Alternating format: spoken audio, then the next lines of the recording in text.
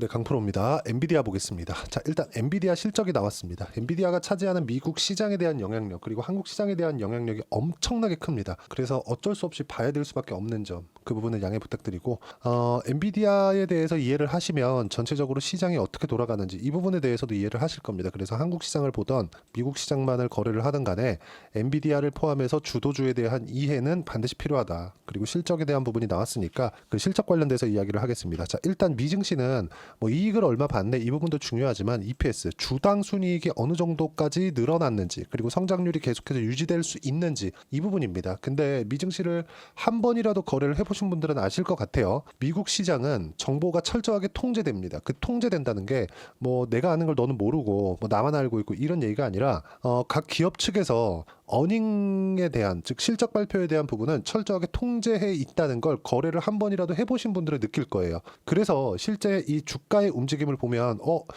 나스닥의 움직임을 봤을 때 엔비디아 실적이 좋을 것 같네, 나쁠 것 같네, 또는 뭐 전망치가 어떻게 나올 것 같네, 이런 부분들을 아무도 모르고 있다는 게 느껴집니다. 왜 그러냐면 중요한 이벤트가 있을 때, 예를 들어서 뭐 FOMC나 뭐 엔비디아 실적이나 뭐 주요 기업들, 뭐 애플의 실적이나 이런 부분들이 나올 때 그 주가의 움직임을 보잖아요. 그럼 정확하게 시장이 실적 발표가 나오기 전까지는 움직임을 극단적으로 줄여놓습니다. 이게 왜 이런 상황이 나올까요? 정보가 철저하게 통제되어 있다. 즉 정확히 잘 감독이 되고 있다는 걸 느낍니다. 그게 미증시의 장점이기도 하고 이런 신뢰가 있기 때문에 워낙에 뭐 큰 사실상 뭐 미국에 대항할 국가가 없잖아요. 뭐 그래서 미증시를 한 번이라도 해보신 분들은 뭐 많이 아실 것 같아요. 그리고 이걸 보자고요. 엔비디아의 일단 실적이 나왔는데 EPS 예상은 0.74달러였습니다. 근데 나온 부분은 0.81. 당연히 성장률이 어마어마했고요. 매출 351억 달러, 예상은 332억 달러였습니다. 당연히 예상치 상회했고요. 그리고 데이터 센터 매출 예상은 291억 달러. 근데 실제 나온 매출은 308억 달러입니다. 그렇죠? 자, 중요한 거 이익률. 이익률은 어느 정도 나왔느냐? 예상치에 부합했습니다. 75%. 이 정도면 우리 한강에서 물을 떠다가 정수기 돌려가지고 팔아도 이 정도 마진율 보기 어려울 것 같아요. 그렇죠? 자, 그러면 이걸 보자고요. 엔비디아가 왜 이렇게 높은 이익률을 낼 수 있는 것인가? 수요가 어마어마하기 때문인 거 오케이. 이것도 맞아요. 근데 기본적으로 설계 기업이기 때문에 그렇습니다. 엔비디아가 원래부터 큰 기업이긴 했지만 이 정도까지는 아니었거든요. 애플의 시가총액을 넘길 정도는 아니었거든요. 근데 엔비디아의 시가총액이 애플의 시가총액을 넘나들고, 그쵸? 나스닥에서 뭐 빅3 안에 들어갈 정도의 그런 기업이 됐다는 건 시대가 바뀌었다는 걸 인정을 해야 됩니다. 그 시대가 뭐냐? AI 시대. 그리고 AI에 대응할 수 있는 GPU를 만들 수 있는 유일한 기업은 엔비디아가 맞아요. 사실 AMD도 되거든요. 근데 AMD하고 엔비디아에서 오는 그 간극 차이가 어마어마합니다. 이거는 단순히 내가 데이터 센터에서 근무를 안 해보고 그냥 일반적으로 게임만 해봐도 알 수 있는 부분입니다. 그리고 오늘은 그 얘기도 드릴 거예요. 지금 발열 이슈가 있잖아요. 이 발열 이슈는 조금 문제가 됩니다. 이 부분까지도 이야기를 드릴 건데, 자, 실적 관련돼서 우리가 한마디로 발표가 됐으니까 이 부분에 대해서 실적 나이스, 이보다 더 좋을 수가 없다. 근데 주가 정말 많이 올랐다. 조금 길게 보여드릴게요. 23년 초반부터 시작해가지고 어떻게 됐습니까? 얼마예요 이거? 자, 15달러부터 시작해가지고 어느 정도까지 나온 겁니까 이거? 그쵸? 지금 얼마예요? 141달러, 10배 정도가 올랐습니다. 엔비디아 같은 큰 기업이 지금 시가총액 1등이니까 원래부터도 컸지만 더 커진 거죠. 애플하고 거의 비등한 정도. 원래 애플의 한 10% 정도 차지하고 있었다면 지금은 애플을 잡아버렸죠. 그만큼 대안이 없어서 나온 결과입니다. 그리고 우리가 이걸 보자고요. 지금 중요한 거, 성장률을 더 높일 수 있겠느냐? 저는 개인적으로 높일 수 있다고 봅니다. 근데 여기서 이 문제가 나온 거죠. 이제 뭐 실적에 대해서 실적 발표 나오고 나서 진순환 대표가 나와가지고 직접 코멘트한 내용들이 있는데 단순해요. 블랙엘에 대한 수요는 매우 높다. 그리고 이거 아실 겁니다. 블랙엘에 대한 수요가 높잖아요. 이거 이번에 설비 투자가 대규모로 이루어졌기 때문에 블랙엘은 그쵸? 지금 호퍼죠, 호퍼. 이게 H100이에요. H100이 블랙엘로 교체를 안 할 것이다. 이렇게 생각하시는 분들 있을 것 같아요. 이거 절대 아닙니다. 이거 아니에요. 그렇죠? 이거 써보신 분들은 알아요. 데이터 센터가 아니더라도 4090, 3090, 2080, TI 뭐 그리고 2090이 아마 없었을 겁니다.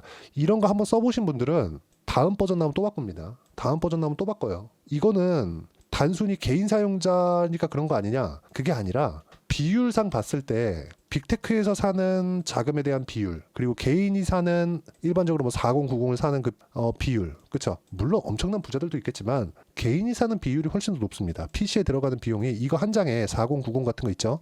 이거 한 장에 막 300만 원씩 이렇게 합니다. 그리고 이거 잘 사잖아요. 시세 차익도 볼 수 있어요.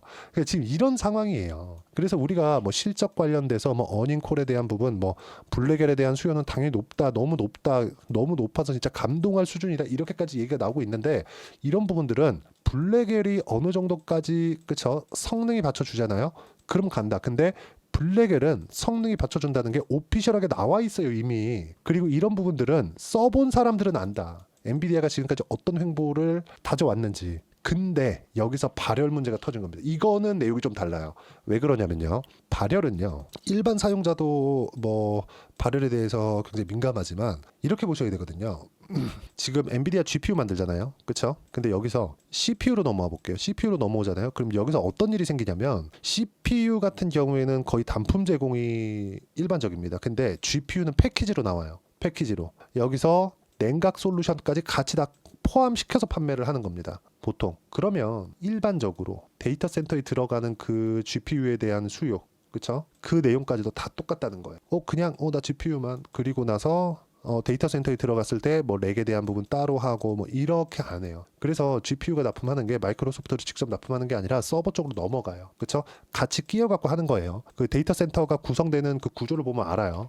근데 렉이 있거든요. 렉에 6개가 들어갑니다.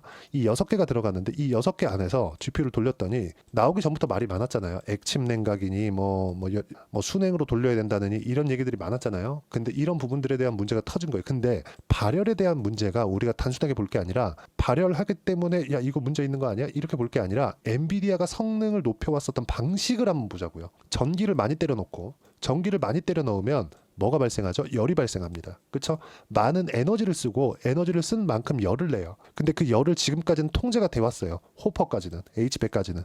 근데 GB200부터는 열을 통제를 못 시켰다는 겁니다. 그게 문제예요. 개별적으로 한 기씩 돌아간다면 되겠지만 데이터 센터에는 각 렉이 수천 수십만 개가 있는데 이 안에서 여기 하나에 6개가 들어가거든요. 6개 들어가는 게 여기서 열을 못 잡았다는 거잖아요. 이게 물론 어닝콜에서도 약간 좀 우회적인 답변을 했어요. 근데 이게 열을 무조건 100% 이번에 잡을 거예요. 근데 다음 버전에서 성능 향상이 어느 정도까지 나올 거냐? 그렇죠? 열을 그러니까 전기를 더 많이 넣어서 성능을 끌어올리고 AMD도 마찬가지예요. AMD가 전성비가 엔비디아보다 더 안 좋습니다. 이게 지금 어느 정도냐면 지금 일반 개인 사용자용으로 봤을 때 TDP라 그러거든요. TDP가 열 설계를 어느 정도까지 받아줄 수 있게 하느냐 그거에 대한 내용이에요. 그러면 TDP가 지금 어느 정도까지 나와 있냐면 이번에 나오는 블랙엘 같은 개인 사용자용이 550W로 지금 나왔거든요. 지금 우리가 일반용 가정용에서 사용하는 전자레인지 있죠. 전자레인지가 700W 정도 됩니다. 이 700W의 전자레인지를 24시간 돌리는 거예요. 개인 사용자용으로. 근데 이게 서버용으로 들어가잖아요. 이거보다 더 높아요. 한 1000W 정도 될 겁니다. 그러면 이거에 대한 열을 못 잡는 게 문제가 아니라 다음 버전에 얘네 전기 통제해야 되겠네. 이걸로 한번 생각을 해봐야 돼요. 근데 아직까진 괜찮다. 보세요. 이번에 실적이 어마어마하게 나왔는데도 불구하고 뭐가 나왔습니까? 블랙엘.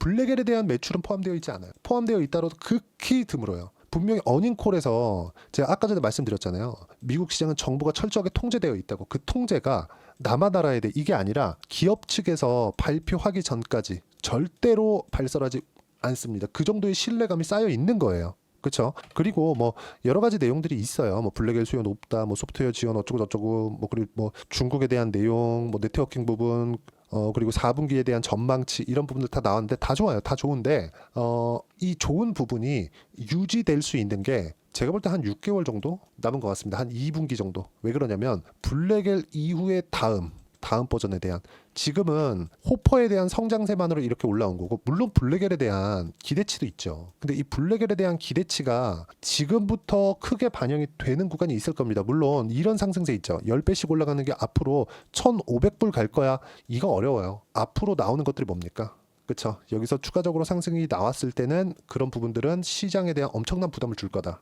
근데 지금 엔비디아가 이끌고 가는 미증시잖아요. 엔비디아가 떨어질 때는 어떤 뭐 미국에 대한 경기 침체 이슈가 불거지기 전까지는 하락폭, 추세를 전환하기가 매우 어려운 게 아니라 불가능하다. 왜? 미국 정부에서 밀고 있기 때문에. 우리는 미국 정부를 믿으면 되는 겁니다. 하지만 얼마에 사는지에 대한 내용은 다르고 엔비디아가 가지고 있는 실적에 대한 포텐셜, 성장에 대한 포텐셜은 지금 거의 맥스를 치고 있는 것 같아요. 물론 지금 뭐 시간에서 좀 떨어지고 있고 나스닥 선물 같은 경우에도 뭐 등락폭이 있고 뭐 저 같은 경우에는 나스닥 선물을 주로 거래를 하니까 그래서 이야기를 드리는 건데 일단 그래요. 지금 우리가 봐야 되는 부분은 실적에 대한 성장세. 그렇죠? 실적에 대한 성장세는 앞으로도 나온다. 물론 지금의 성장세를 유지할 수 없다는 거 젠슨왕도 알고 있어요. 그런데 여기서 중요한 거 열을 못 잡았다. 그것도 렉에서. 그렇죠?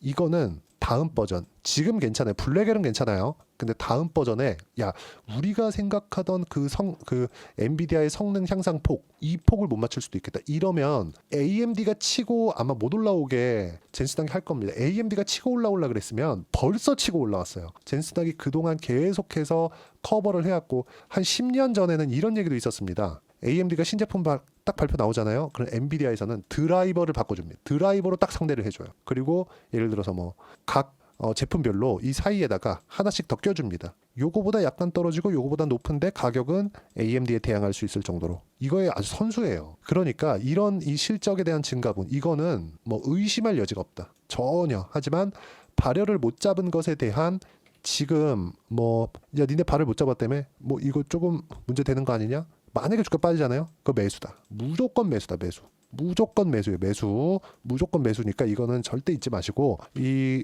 발열을 못 잡은 걸로 인해서 다음 버전의 성능 향상폭이 어느 정도 나오는지 이것도 신제품 발표나 이런 부분에서 아마 내년 초는 아니고 뭐 내년 후반이나 뭐 이렇게 되면 나올 겁니다. 보통 2년 주기로 나오거든요. 그래 내년까지는 전혀 문제가 없다. 주가는 6개월 정도 선행한다고 했으니까 6개월 전 그쵸? 앞으로 시세가 남은 게 6에서 한 7개월 정도 남았고 그 이후에는 어떻게 될지 모르겠다. 근데 지금은 괜찮다. 하지만 지금은 어떻게 매매를 해야 되는지 그게 중요하고 엔비디아에 대한 부분 그리고 나스닥 선물에 대한 부분 이런 부분들을 제가 소통방에서 하나하나 이야기를 드리고 실제 어떻게 진행하고 있는지를 제가 소통방에서 이야기를 드립니다. 뭐 국장부터 이야기를 드리고 있어요. 뭐 국장에 대한 내용을 보면 만기일 조선과 바이오만 강세 마감했다. 그리고 바이오 종목을 잘 골라야 된다. 금요일 바로 반등 올 수 있는데 확인 후에 매수해야 된다. 뭐 종목은 바이오 조선만 있다. 이건 국장 이야기고요. 그렇죠? 미증시에 대한 부분도 제가 이런 식으로 실시간으로 어떻게 해야 되는지 그렇죠?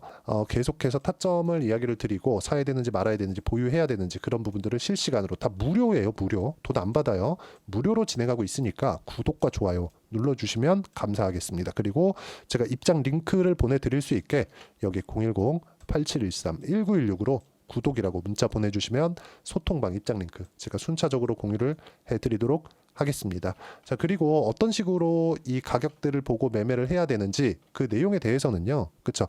엔비디아에 대한 내용입니다.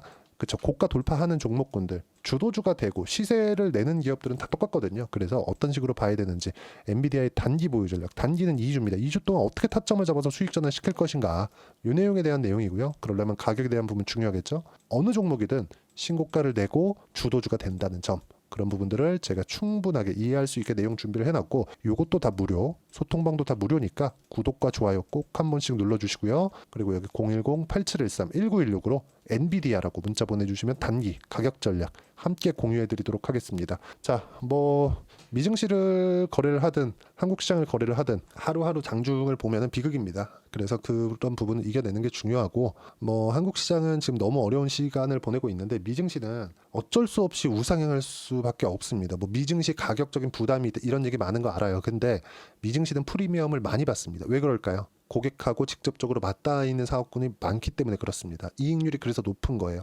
애플의 마진율 보세요. 어마어마합니다. 그쵸? 이거는 진짜 한강에서 물을 떠다가 정주에서 팔아도 이 마진율이 안 나올 거예요.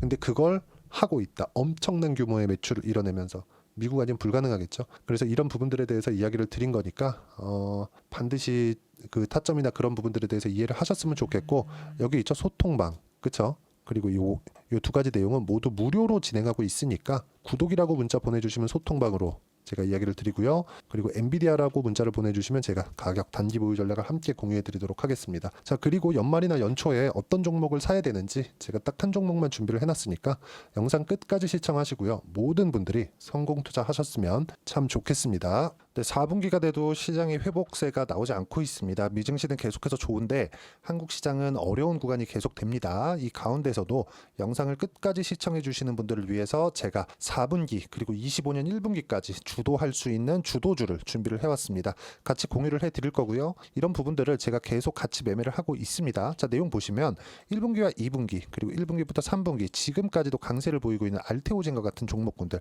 다 제가 매매를 해왔었던 종목군들이고요. 최근까지도 매매를 같이 해오고 있습니다. 자, 저는 가장 투명하게 공개를 하고 있죠. 제가 매매하는 내용들을 다 오픈을 해서 이야기를 드리고 있습니다. 실제 제 계좌 수익률들이고요.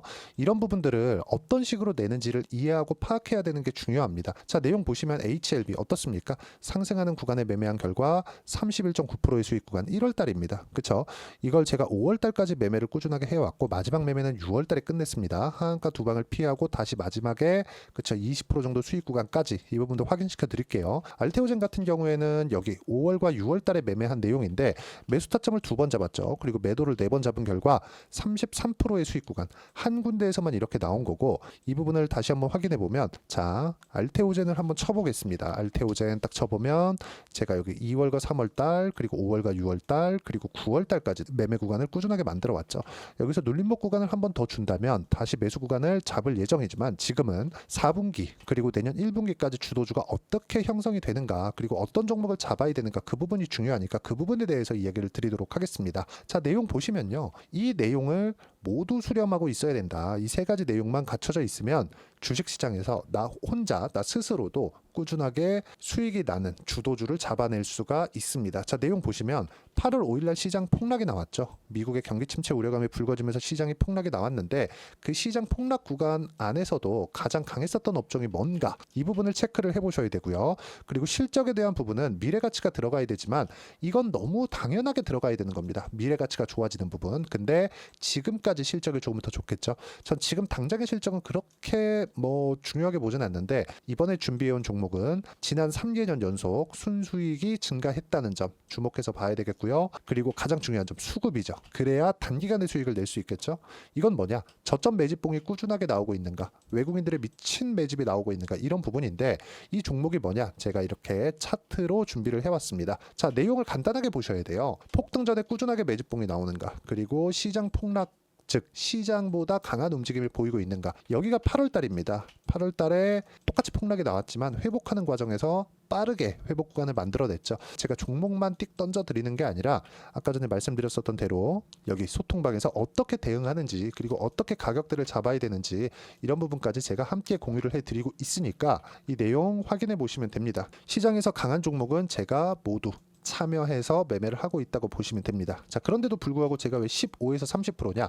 구간별로 달라진다는 거죠. 그렇죠? 내가 정확하게 바닥에 잡아서 이쪽에서 팔고 나올 수 없다. 그렇기 때문에 이런 부분을 이해하는 부분이 필요합니다. 그렇기 때문에 제가 여기 소통방에서 책임감을 가지고 운영을 하고 있다는 점. 자, 그러면 이 내용이 1분기와 2분기는 HLB, 1분기부터 3분기까지는 알테오젠, 그리고 4분기부터 25년 1분기까지 그렇죠? 이 종목을 준비해 왔으니까 받아가셔서 모든 분들이 수익을 내셨으면 좋겠고요. 이 내용은 여기 010-8713-1916으로 주도주라고 문자 보내주시면 제가 여기 소통방 초대와 함께 4분기 주도주 함께 공유를 해드리도록 하겠습니다. 시장이 너무 어렵습니다. 이 어려운 상황 속에서도 정말 꾸준하게 수익을 내기 위해서는 주도주 내용을 반드시 파악을 하셔야 되고 이 주도주를 가지고 매매를 하시면 충분하게 수익 구간을 만들 수 있습니다. 허황되게 50%, 100% 이런 식으로 이야기 드리지 않습니다. 그리고 이 내용을 꾸준하게 내가 실현시켜 갈 수 있는가 이런 부분이 너무 중요합니다. 이 내용에 대해서도 제가 소통방에서도 이야기를 드리겠지만 이 종목 딱 받아가셔서 한번 경험해 보시면 완벽하게 주도주 매매만 하실 수 있을 거니까 이 내용 010-8713-1916으로 주도주라고 문자 보내주시면 제가 소통방 초대와 함께 주도주를 확인시켜 드리도록 하겠습니다. 타점이나 그런 부분까지 함께 제가 공유를 해 드릴 테니까 받아가셔서 충분한 수익 내셨으면 좋겠습니다.